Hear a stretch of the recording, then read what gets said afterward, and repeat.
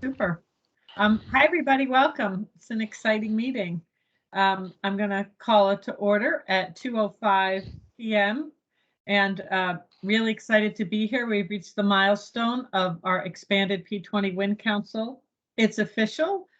Many of you have signed documents, so we have lots on the agenda this afternoon. We'll try to keep it moving quickly. As you all look at the agenda, are there any items that anybody wants to add to the agenda? Okay. Now we will ask if there's anyone present from the public who has comments.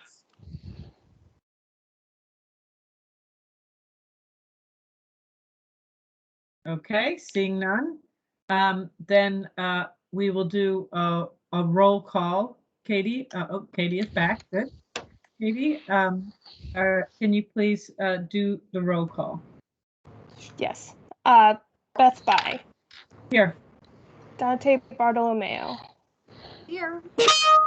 Lloyd Blanchard. Doing that. Kathy Brennan. Here. Jane Gates. Here. Yvonne Klein. Yvonne could not be here. I'm Linda Casey attending in her place.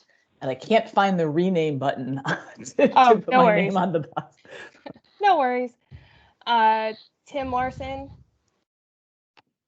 Charlene Russell Yes. Tucker. Oh, okay, great. Jen Widness Yep, here. and Mike Williams. Yes, here. Excellent. So we have a good group. Only missing one. Thank you so much, Katie. Under new business, we're going to introduce some of our newest members. We're really happy to have Commissioner Dante Bartolomeo. Welcome to your new role. We're so excited for you. And this is super exciting. It's super exciting to have Department of Labor here at this table because so many of the outcomes that we're working toward, as well as you are, Commissioner, will have their roots in some of the data in labor. So welcome. I don't know if you want to say anything. You're welcome. Thank you, Commissioner Bai. I'm very excited to be here with so many friends and longtime colleagues. And I'm also really proud of the work that Labor has done at the P20 Wind table. Patrick Flaherty, our Director of Research, has done a great job. I forget what are we called now, Katie? We're we're putting all the reports together and the data clearinghouse. I don't know. We're the hub. Oh, We're the hub. integration hub. The integration hub. Integrations. Thank you, Patrick. So yeah, no, really excited to be part of this and get more involved with it. Thank you. Awesome. Also related to labor, with the new cabinet position, we also have Chief Workforce Officer Kelly Marie Valeris. Kelly, are you here? Welcome. I am here. Can you see me? I can't right now, but I need to change probably. Oh, now I can see you to large. Oh, okay, great. I think we got confused as to which link, and sometimes when you go back and forth, the camera stays on at another link. So yes, thank you so much. I'm really excited to be here.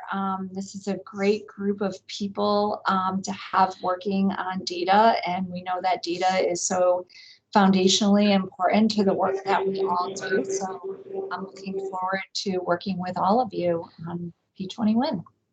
Awesome. Welcome, Kelly. And then not new to us, Lloyd, you've been on this work certainly longer than I have. Every P20 meeting I've come to, you've pretty much been there, but you're here in your new role as interim CFO of Yukon. So welcome, Lloyd. Thank you, Commissioner. I'm pleased to see how much we have grown. We have grown. So it's very rewarding that all the work we've put in is starting to come to fruition. So Yes, it is. Well, there were times that you and Jen are the only reason we kept going. So it's a long time. I can't take much credit, but those Scott, Katie, others at CSU. Yeah. But the reason we're getting bigger is really the focus of Scott and Katie to bring us together and get us to this point. So glad you're back, Lloyd. What a big job you have, CFO at UConn. Simple finance. Yeah, just a little bit. Okay, now we're going to proceed to the fifth item, updates. Katie, can you give us some updates on our annual calendar? Yes. So I think Scott is going to share his screen if he has not already. But so at the last meeting we had back in May, we had 3 active and ongoing data requests that were at varying places in data collection and data matching. We've had an additional 2 data requests submitted in the last week. And requests range from pre-K impact evaluations and manufacturing program outcomes to special education outcomes for federal reporting. And we are looking forward to additional requests coming in. One I know of is linking HMIS and labor records. So we have a lot happening. We're already seeing an increase in data requests coming in already. Super. A couple of other requests that will be incoming are, I know there's being work done on a looking at the impact of pre-K going on in Bridgeport, and also OEC along with the Office of Health Strategy, Department of Children and Families, and Department of Social Services and Public Health have been working on a universal home visiting proposal that will have significant evaluation that crosses agencies coming up. So those are some other cross-agency data opportunities and challenges, really, because that's why we're here, to try to make sure we can link that data that are coming up. So any questions or other incoming data requests that folks think we should have on our horizon?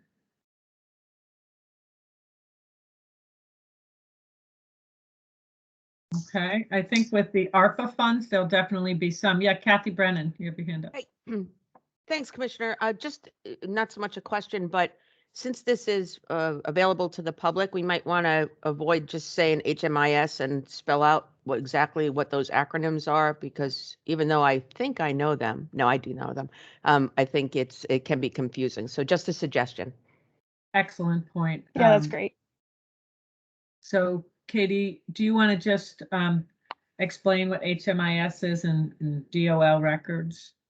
Sure. So HMIS is the Homeless Management Information System, and Linda Casey from the Coalition to End Homelessness could give us a bit of an overview of what the linking of the homelessness management information with labor records would do. Sure. The Homeless Management Information System, the HMIS, is really our statewide database that captures everybody who's experiencing homelessness from when they first contact 211 all the way through to when they leave our system. And what we are looking for, we're gathering requirements next week, is to understand, we know that the self-reported income data that we have in our system is not accurate and it's not timely. And we are dependent on that information for a variety of things. One is system performance metrics that we get judged on by HUD, and we get funding allocated to that, but also based on their income, our clients have certain opportunities for housing available to them based on their different levels. So there's a variety of needs that we have, and we were hoping to work with the DOL to get an understanding of what, if we can get more accurate data on a regular basis sent to us for our clients. On their labor participation, Linda, just to be clear. On their labor participation and their wages. Okay, super. Thank you for that. Any other questions or clarifications? Yep, Kelly. Just another data request that will be coming down the pike, and I know we've been working with Scott and his team on this, is the ARPA dollars for the federal money coming in for workforce development, and making sure that we understand what program outcomes are out of those, both short-term and long-term, and eventually what factors contribute to the more successful long-term employment out of the programs. Okay, super. Okay, thanks. The last time, I think those are all the hands I see up. The last time we were together, we had a discussion about the idea of a resident advisory board to make sure that folks whose data we're using have a role and that we're respectful of them. And I'm just going to ask Katie if she can give an update about the work with the resident advisory board, developing one and where we are. Sure. So I have a very brief update. So we have a group of about 5 of us from all participating agencies. We've met once, but because of timing being in the middle of the summer, we haven't had much opportunity to meet. So hopefully we will have more of an update at the next meeting. But we have begun preliminary discussions on what would be involved to create a resident advisory board. Okay. Any questions about this? Okay, Katie, we'll ask you to keep us updated going forward on that. And then the last update, Scott, do you have an update about legislative changes to P20 win? We put here, there's a couple slides that cover legislative changes. I think probably most of the board members are aware of these to the extent that it's impacted your agency, but we wanted to make sure that it was kind of on the agenda in case there were questions or anyone wanted to go over something. So this, we covered in a little more depth in the data governing board meeting about a month ago, but kind of summarizing changes this legislative session, which are mostly for legislation related to workforce development. The changes here are some changes to kind of the structure of P20 win. I think the most significant is the third bullet here that takes the purpose that this board approved and voted on last year at this time and reflects it in the statutory basis for P20 win, so that it's just as the number of people is expanded, the vision and purpose for P20 win is also expanded to look at education, workforce, and supportive service efforts. So that change in wording, we really needed to do, and that happened in this legislation. We had a couple of changes for the legal agreements, reconstituting the membership on the board to permit the expanded membership, and then coming up with a reporting framework for post-secondary outcomes going forward. There's some new data collection that was passed through the legislative session for collecting data on credential records, POSAs, private occupational schools, so privately run occupational and training programs. Both of these are data that goes through Office of Higher Education, and then a significant effort through Department of Labor to build enhanced wage records, which will really enrich, I think, the kind of information that that Linda was talking about a few minutes ago. So these are legislative changes. It will take some time for these to unfold, but those happened this session. And then I'll go through the last of these quickly, and we can go back if folks want to cover them. But the last of these is really repealing several reporting requirements, just to sort of make sure that what we're doing and what we're reporting on reflects kind of the needs at present. So some of the reporting requirements, I think there were things added in legislation and some things were repealed as well. And so some of those were things that P20 win had supported in the past, but those are changes from the session to make the changes to the P20 win governance process, add some new data collections to relate it to workforce development, and then to repeal some sort of legacy reporting requirements. Okay, thanks. But this, again, we had a more in-depth presentation about a month ago about this for the data governing board. It looks like Commissioner Bartolomeo has a question. Yes. Thank you. So just to clarify, because I didn't see it on this, and this is public and for my own notification, these changes, you had listed all the sections, but this is Public Act -2, right? Senate Bill 1202. Yes. Yeah, thank you. Budget implementer. Okay. Yeah, 21-2 is the kind of so-called implementer bill, and all of these are different sections in that bill. I believe everything is in that. I might be mistaken about that, but I'm pretty sure everything is in that. Yes, this is section 305 in that bill. Thank you. Scott, if you go to the last slide again, what what was repealed related to the college and private occupational schools reporting? Was that a very specific thing, or was it all their reporting? I'm going to defer if either I think Tim Jennifer Larson's seats on the call. yeah, Executive Director motion. Larson's on the call. was reporting that they had done to Office of Higher Education. I think that was the nature of his repeal. I'm sorry, I don't remember exactly what this one covered. That's okay. We've got both Jen Widnes and I think Tim Larson here. So if either of them knows what this is. Okay, maybe. I think it related to program approval, Beth, and that we typically send like an annual report about changes to any programs that we have, but Tim and Rom could speak better than I could on this, but I think they're updating their system so that it's going to happen more all the time and digitally, so we don't have to do like an end of year Excel spreadsheet. We will just work with OHE to keep this repository updated all the time. Okay. All right. I just know some of those reports were really helpful, but I'm sure you're still reporting. Yeah, it's actually going to improve what's available in terms of like the programs that are being offered in Connecticut. Okay, super. All right. Next is the exciting part of the meeting, the enterprise agreements.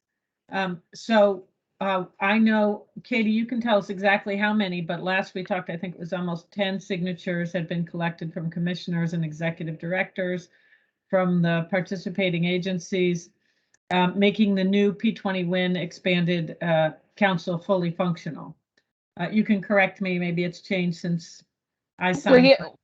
We are just need one more signature. So how many do we have? We have 10. 10. All right, so we're still at 10. So we need one more, but I'm sure that's forthcoming very soon. We won't turn anyone in while we wait for the 11th signature, but if you're number 11, let's go. So this is a huge improvement. I know there was times about a year ago where we never thought we'd be able to get to this point. So I'm really grateful to Katie and Scott for their determination and for all the commissioners and executive directors who have worked to get to a place where we can have better data sharing. This is an important priority of Governor Lamont's, and I know this will make us much better able to measure impact and also make information available for partners like UConn and Yale and others. So, all right. Next, I'm going to ask Katie and Scott to provide an update related to the enterprise agreements, just to add more information.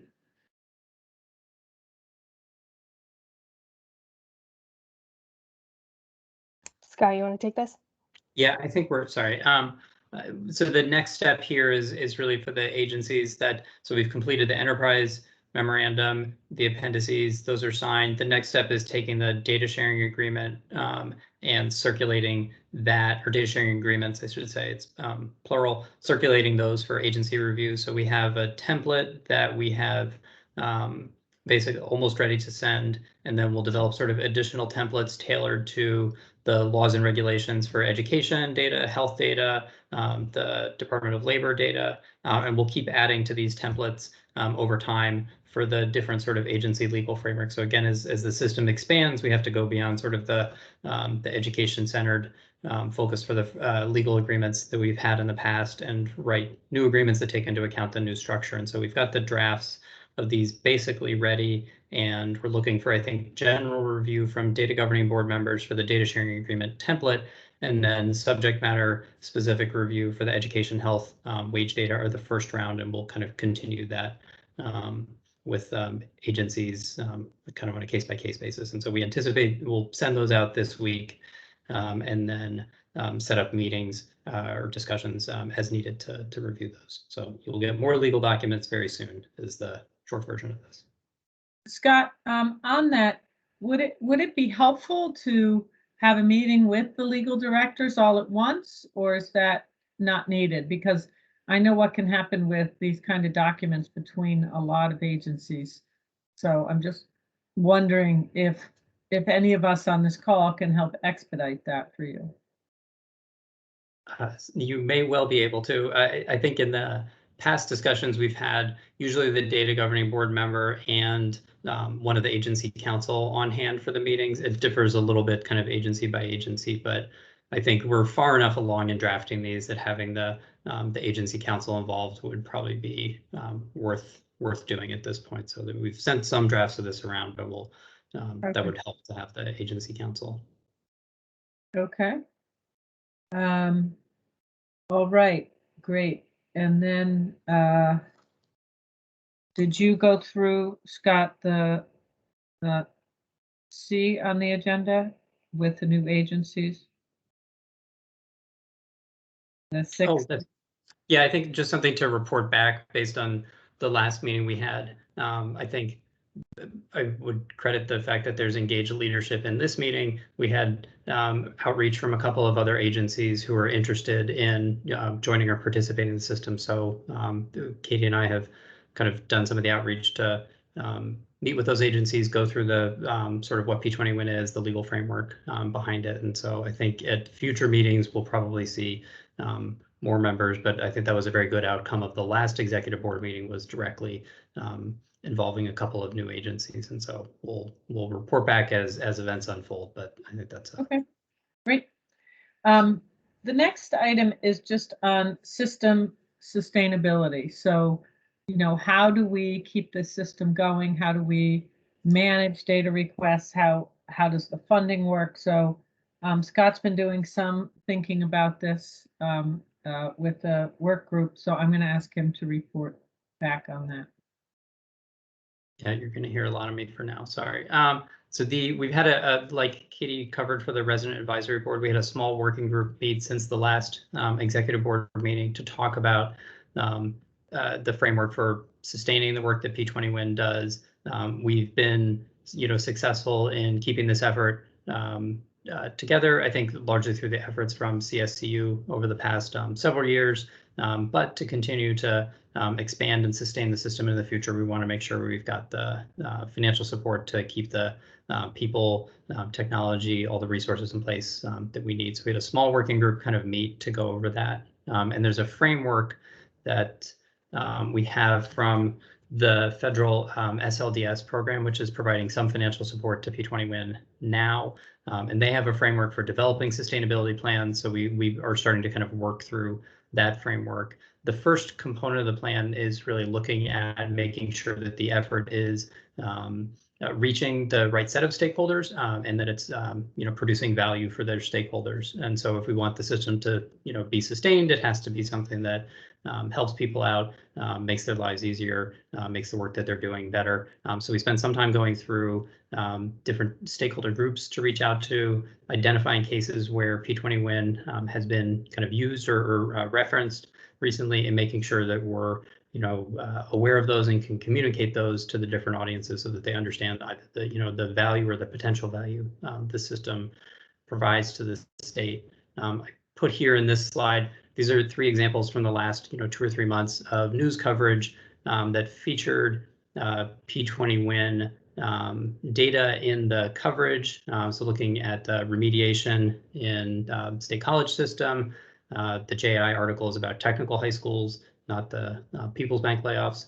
An article about the auto admission policy in the community college system. So these all have in common 2 things. One, that they all involve P20 Win data, and none of the news coverage referenced P20 Win. So this is something where we want to just make sure that people are aware of what the work that's being done, and that at least the the members of this board, data governing board, and so on are all sort of communicating that when it's out there. And so the work that's being done through all these agencies is making a difference, is sort of reaching, directly influencing policy. We just want to make sure that folks kind of know the effort that is behind that for the system. So I think understanding from the members of the board different stakeholders that we should be reaching out to, that's something that's important. For cases when either something has yielded benefits, that's helpful that we will sort of make sure we're keeping track of those, or cases where you think, oh, this is something where we should be making more use of something from P20 win analysis. So that's the first components of the sustainability plan, is just making sure we understand the value coming from the system. And I'll cover the next slide real quickly. We also just looked at benchmarking against similar systems from other states. And so just have a couple of slides here with some data about average annual budgets for similar efforts around the country. So kind of for similar state efforts, the budget is in this sort of range in the middle here between kind of $500,000 to 1 to 5 million range. That's sort of what we should be anticipating as like an annual budget for a system that's like this. Again, this is nationally. Connecticut's a small state, but that's one sort of benchmark that we can draw on, and then the different funding sources that similar efforts draw on. So some of it is from agency appropriations, a lot comes from federal grants, contracts for specific projects, and then to some extent relying on private philanthropy, licensing fees for data or support from a university system when that's involved in the governance. So we just wanted to make sure we both kind of understood the work the system is doing, and then we're able to benchmark it against other state efforts. And I think one thing from the members of the group, I think we're mostly on the call today, from OHE, DOL, CCIC, OPM, really helped kind of provide advice on this. One of the things we wanted to make sure that we're bringing to the executive board is just that the executive board is kind of aware of the importance of sustainability for the system, and can help us think about different stakeholders to reach out to,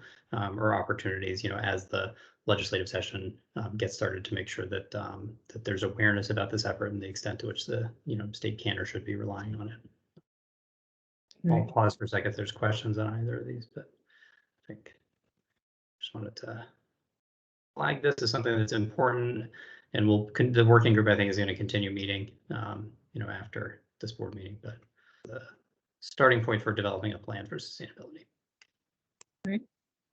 Thank you, Scott. I'm always happy when there's press about PA 1240, which was a very challenging bill to pass at the time. Jane will remember when we were trying to reduce students using their loans and Pell semesters on remedial education.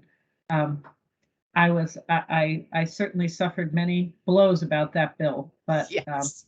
It paid off, and it's paying off for students still. So I'm glad you picked that one there. I can point to many things that were not so successful, but that's what I'm really proud of. And I know Dante was chair of higher ed too, and kept the sector on reducing remediation. So that was a tough battle, Beth. It was very painful for you as well, but all worth it in the end, the ROI. Yes, and Elsa, it wouldn't have worked without Elsa's incredible determination to come up with That's correct. Okay, next we're going to talk about technical upgrades. The technical upgrade planning group has been meeting over the last 6 months, and they have some recommendations for us. So we do know that technology is super important to this work, and upgrading the system is important, so so that we can have data sharing. So I'm going to turn it over to Scott again. Scott, you're back. Thank you. So I think this is a good opportunity for discussion, because I think this is something where it's going to have implications for the agencies. We went through a lengthy planning process to look at the current technical infrastructure for P20 win and options for the future. And we've got a set of recommendations that we want to play back for the executive board and get your feedback on those before we embark on implementation. So I'll go through the process a little bit, and then we had, again, contributions from a lot of people, and so we'll recognize them in a second in this. So again, this is work that's supported through the federal SLDS grant that Connecticut State Department of Education received. last year, we took the opportunity to look at the technical infrastructure for P20 Win to make sure that it is meeting the needs of the various stakeholders, and specifically for the grant goals that we can expand the membership and accelerate data usage. And so I think the three terms that we want to focus on are the speed, security, and cost effectiveness of the system, making sure that we can find a way to have all of those work in concert with one another, that we don't optimize one and do a disservice to the other, but that I think we can look at speed, security, and cost effectiveness together. And then that means looking not just at technology, but at the intersection of people, process, and technology. And the reason for doing that is this sort of flow chart on the bottom of the slide here, which lays out the different steps that we have in the data request process. And there, I think the analysis that we've sort of done at the outset of this is that this is a process that has a lot of components to it. And by going through the meetings with the group that we'll go through in a second, realize like there's a lot of pieces in this process. No individual piece takes along that much time, but because of the multiple steps, it's a process that, you know, takes really several months to have a request kind of go end to end. So there's time up front to develop the request, figure out the question, figure out the fields. That's time that we're not really counting here. Once we get to the point of signing the legal agreements, you know, it takes usually a little while to get through those. Then we go through the file transfer and data matching, the data analysis, and then eventually we get to the kind of end result and all the steps in that process,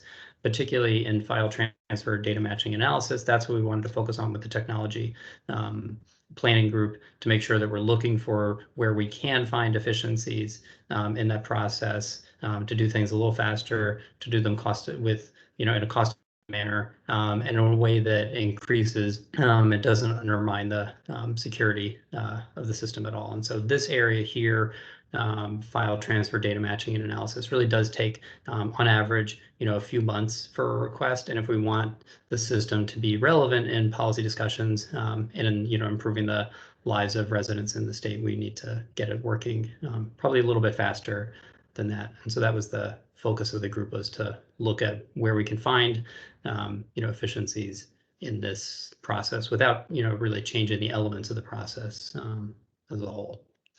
There's a great group who worked on the planning process from really most of the P20 Win agencies, and then we brought in some outside expertise. We had Maura Preventure from CCIC, Jane Keeney and Joe Priester from state colleges and universities, Chuck Marty from State Department of Education, Fred North from Department of Children and Families, several people from Department of Labor, Adam Hansen, Liam McGuckin, Eric Lindquist, Kritika Deepa from DSS, our team from OPM, and then we brought in some pinch hitters from outside, from our state IT agency, DAS Best. We had our Chief Information Officer, Mark Raymond, Dave Labadia, and Dev Sengupta, directors from his team. And then we brought in Vicky Veltri, the executive director from the Office of Health Strategy, because of the work that they do on health IT for the state. And so we had a mix of P20 Win agencies and folks from outside in this planning process for 6 months or so, which came up with the recommendations that we'll go through in a second. Well, maybe we can come back to this if folks want to cover it, but we catalog sort of where we are today, how the infrastructure works in these 5 areas, looking at how data is transmitted, how data is matched, privacy and security for the system, the tools for analysis and visualization, and then management of the data request process. And again, it's a process that you know, I think has worked well to date, but as the system expands and brings in new agencies, it has increased demand. Like Katie was talking about, we're seeing more requests come in.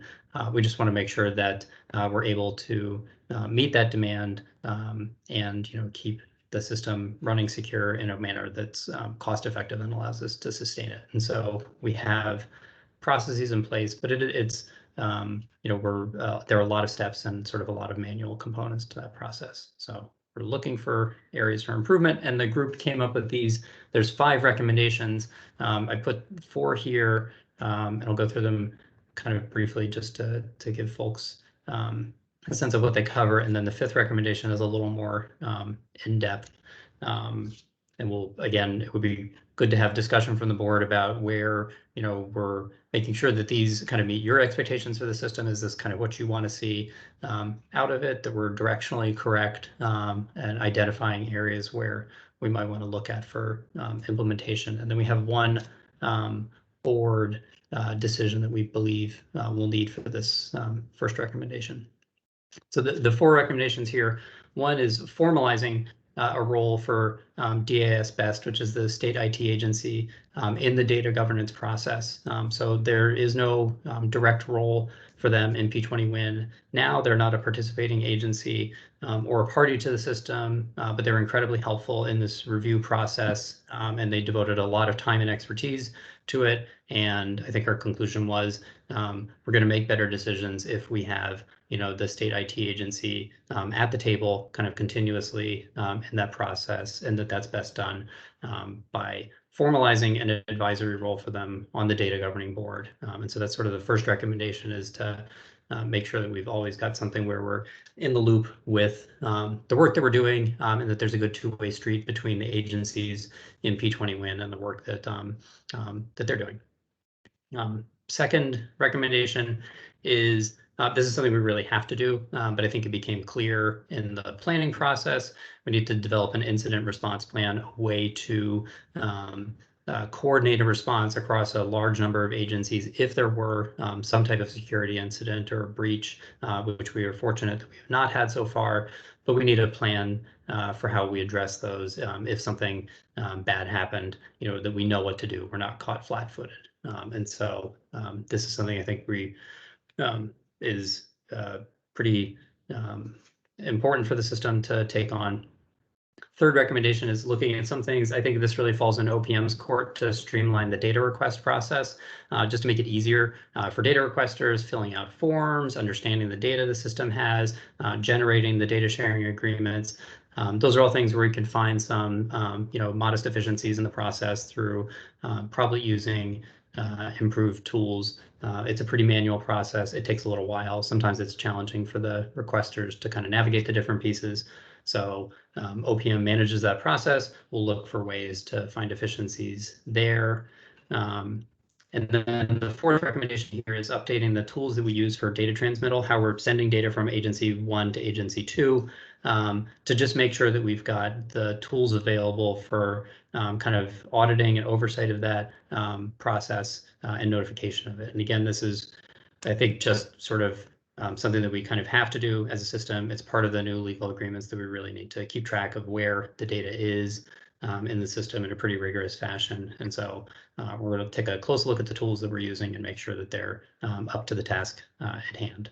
So these are 4 recommendations that I think are hopefully a good result of the process. Each of these really does focus on improving the security of the system, increasing the speed and responsiveness to data requests, and making sure that we've got the best advice possible on hand during that process. And so these 4, I think, are hopefully non-controversial, but we want to make sure we've got some time for discussion if there's questions about these. And then adding DAS Best would really require a board decision. And so we'll talk about that kind of in a second. That's a decision we can choose to make today.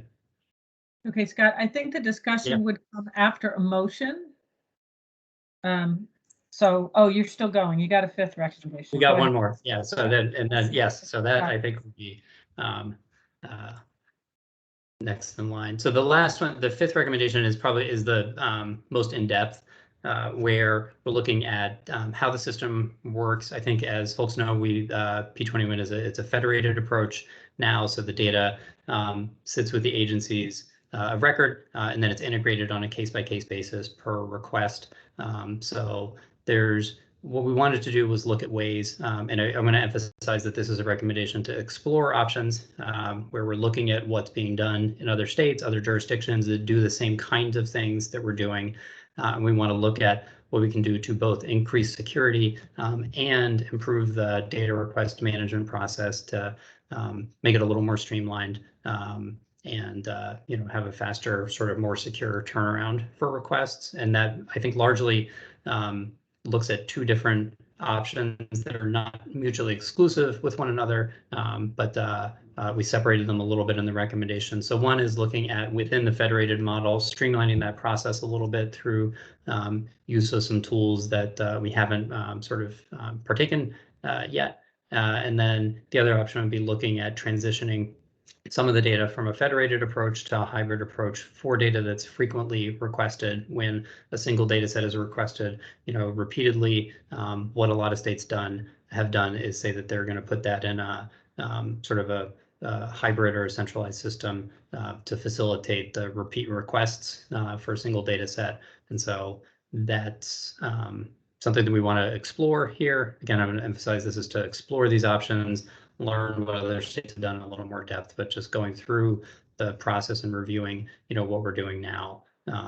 If we want to get to a state where we've got something that is, informing policy, handling a larger number of data requests, we have to be able to make some of these changes. And so this seems like where we're looking at other jurisdictions, these areas are something that other places have done. And so we'll take a look at how we can both kind of increase security and make that process a little more streamlined.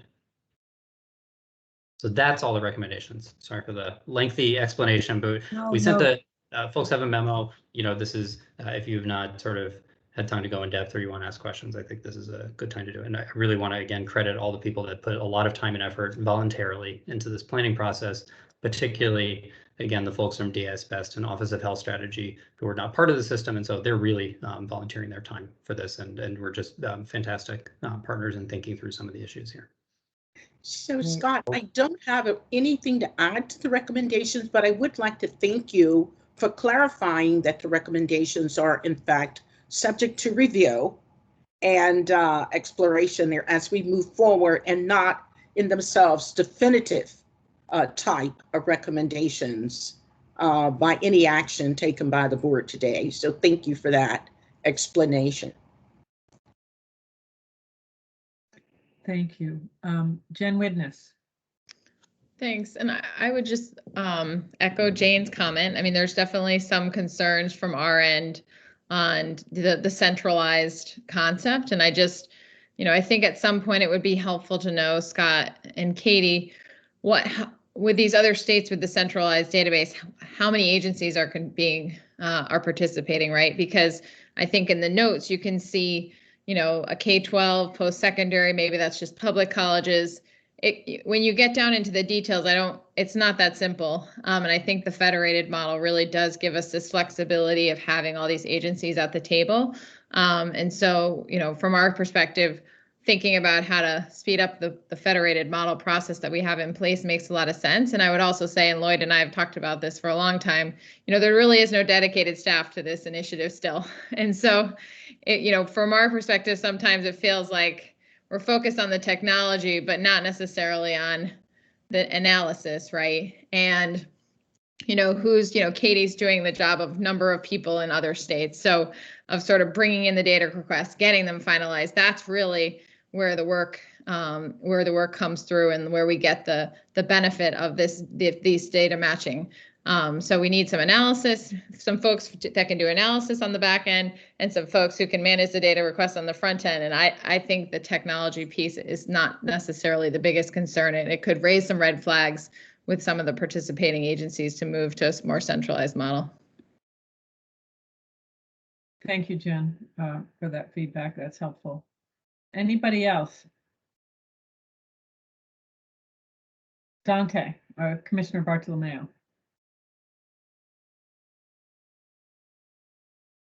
Yes, Commissioner Bai. There was no warn that time. We would, I've kind of been texting with Patrick because he's certainly my expert in this, and DOL would align ourselves with Jen's comments as well. We have some concerns, but really want to explore and, move forward with that explanation about this. And also, funding. There's a lot of work being done in our agency around this. And so, I hear that there's potentially ways to provide funding in the future, but as this effort grows and escalates, we definitely have a need for additional support in that area. So want to follow through with all the recommendations and just a little caution along the way. Yeah, thank you. Thank you, Commissioner. I think the conversation about this coming session and do we need funding for P20 win, I think some of that, will go on with OPM and the Office of the Governor. But I think, we're looking for your guidance on that to let us know your thoughts. But we do know we need infrastructure here, if you will, some infrastructure to make us be able to see the impact of the work that's going on. So we need a motion, or I guess I can make the motion that we will formalize the advisory role for DAS best on the DGB vote, meaning the data governance. Is that, I'm assuming that's what that is, DGB on my notes. Yes. So on the data governance board, so I'll make a motion that we add DAS best to the data governance board as advisory. Can I have a second? Second. Second, any further discussion about this? Okay, seeing none, all in favor? Aye. Aye. Opposed? Any abstentions? Okay, so that motion passes. Next on the list, I have DAS best update on impact. So Scott, is that you or is that Kathy Brennan? Who's gonna provide that? I think we left this for discussion because we were hoping to get someone from DAS Best and couldn't get them to attend the meeting today. But I think this is also where there could be good discussion about other changes that are coming to agencies that we need to think about for the work that P20 is doing, and with adding in DSS and increasing reliance on that system.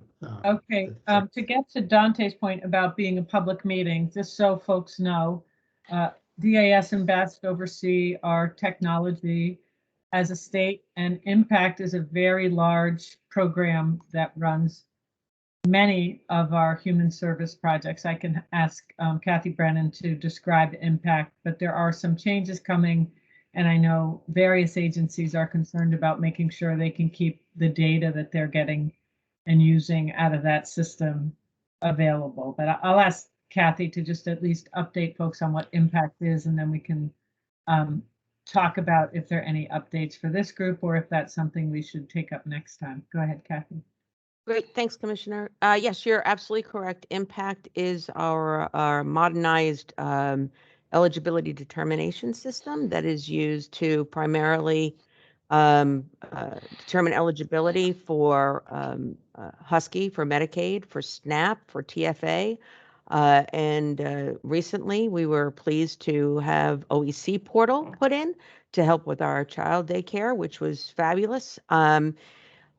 So we are continuing, we have Impact 2.0. What Impact 2.0 is doing is addressing some additional enhancements as well as some system improvements and defects that have been in place that we're addressing through Impact 2.0. So that is, we actually just spoke with your staff, Commissioner Chris Liddy et al. To address their concerns, which are that our current contract, the DAS current contract, has a expiration date, and the DAS procurement for the continuing operations and maintenance plus development, new system development, has been understandably delayed because of all the procurement activities that were going on with COVID-19.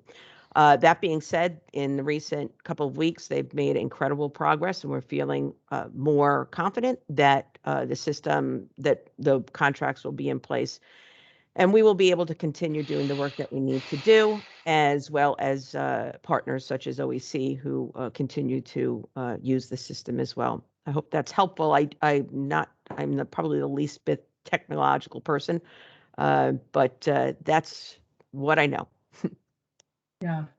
Well, it's exciting because we've been able to add things onto the impact system that will give us really good information about who's applying and qualifying for benefits and who's applying and maybe not qualifying. But some of the technology innovations that that newer system allows us to make, again, a big priority of Governor Lamont's, moving from a fax application for someone who's trying to get childcare when they're going to work to an online portal where all that data is just entered into the system. It'll save employee time. It makes it easier for parents to get back in the workforce and get childcare. So it's a really good example of collaboration, and appreciate DSS's. I know you flexed and let us, upgrade the system at times that maybe weren't so convenient for DSS, but we're really excited about what this means for families and children in Connecticut. So, but there are changes coming, and I think all the agencies need to be aware that rely on impact, and it's a chance for us to, with new vendors coming on board, be thinking about the kind of data that might be available for us for things like housing and labor and nutrition support, et cetera. So thank you for that update, and we'll bring more back to the next meeting to the extent that we need to. And Commissioner, if I may, I think Yeah. that actually supports even more so the having DAS back as Yeah. part of the advisory Yes. role, right? They're so significantly involved that it can't hurt to have them sitting at the table with us. Right, and with some of the IT optimization efforts, Absolutely. be more centralized, so it'll be important for all of us. Okay, now we're just gonna take our next steps, and our next meeting is Tuesday, November 16th at 2 p.m. We'll review the research agenda and make updates, plus confirm the 2022 calendar.